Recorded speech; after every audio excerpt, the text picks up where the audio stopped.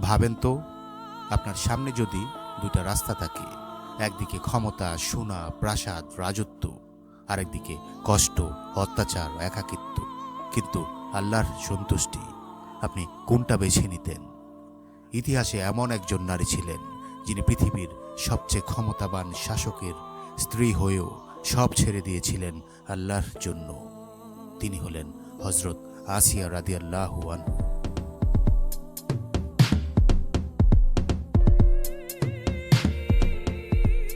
এক জালিমের রাজত্ব। ফেরাউন একটি নাম যার সাথে জড়িয়ে আছে অহংকার, জুলুম আর ভয়। সে শুধু রাজা ছিল না, সে দাবি করত সেই নাকি মানুষের রব।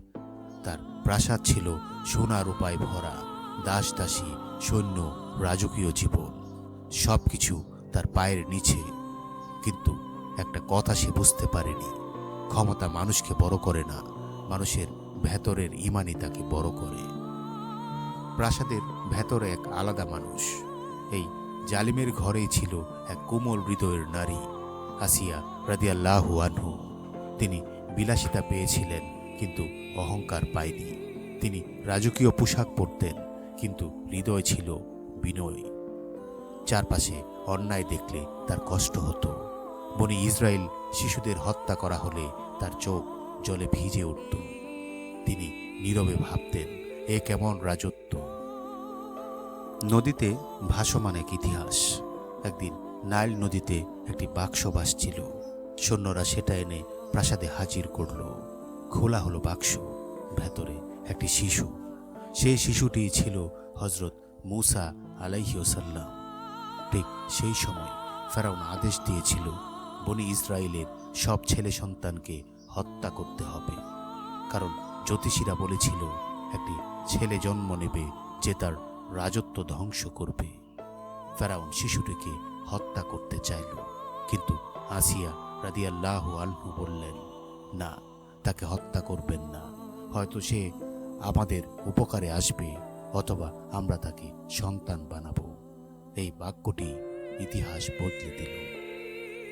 রাজপ্রাসাদে বেড়ে ওঠা এক নবী হজরত মুসা আলাইহিসসালাম বড় হতে লাগলেন। সেই প্রাসাদে যেখানে তাকে হত্যার পরিকল্পনা করা হয়েছিল, সেখানে তিনি নিরাপদে বড় হয়ে উঠলেন। আসিয়া রাদিয়াল্লাহু আনহু তাকে মায়ের মতো ভালোবাসতেন। হয়তো তিনি তখনও পুরো সত্য জানতেন না, কিন্তু তার হৃদয় সঠিক পথের দিকেই ঝুঁকেছিল। সত্যের আহ্বান। হজরত মুসা আলাইহিসসালাম নবুয়াত পেলেন এবং বললেন, লা ইলাহা ইল্লাল্লাহ। পুরো মিশর কেঁপে উঠল। ফেরাউন রেগে আগুন হয়ে গেল, কিন্তু আসিয়া রাদিয়াল্লাহু আনহু শান্তভাবে শুনলেন। তিনি বুঝলেন এই কথাটার ভিতর সত্য আছে। এটা বিদ্রোহ না, এটা মুক্তি। তিনি গোপনে ঈমান গ্রহণ করলেন।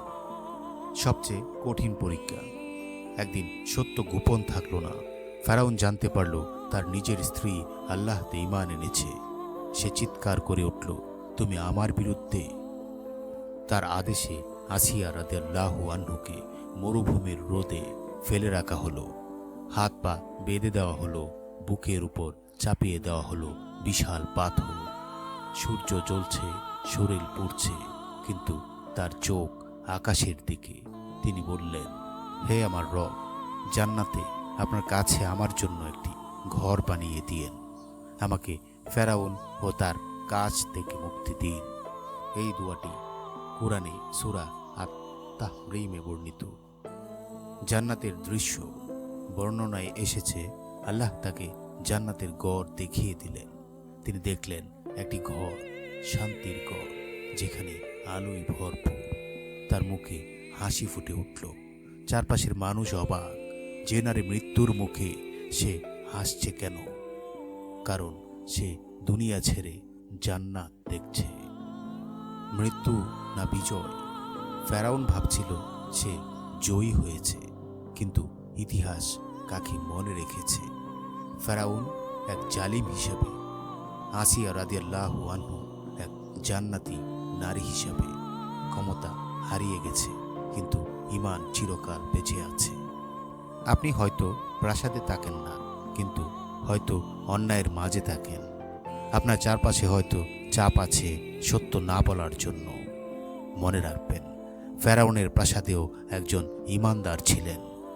পরিবেশ আপনাকে খারাপ বানাতে পারে না যদি আপনার ভেতরে আল্লাহর ভয় থাকে।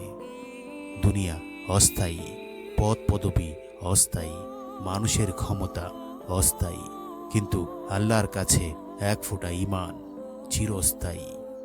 তাই এই গল্পের শেষে এসে আপনাকে বলতে চাই, যদি এই গল্পটি আপনার হৃদয়ে নাড়া দেয় তাহলে শেয়ার করুন, কারণ কারো না কারো জীবনে সাহস দরকার। মনে রাখবেন, প্রতিনিয়তই কিন্তু মুক্তপথ চ্যানেল এবং পেজ থেকে শিক্ষা, সংস্কৃতি আর অনুপ্রেরণামূলক ভিডিওগুলো প্রচার করা হয়। চাইলে আমাদের চ্যানেলকে সাবস্ক্রাইব এবং ফেসবুককে ফলো করে রাখতে পারেন। ধন্যবাদ সবাইকে। ভালো থাকবেন, সুস্থ থাকবেন। দেখা হবে নতুন কোনো পর্বে, নতুন কোনো ভিডিওতে। আসসালামু আলাইকুম।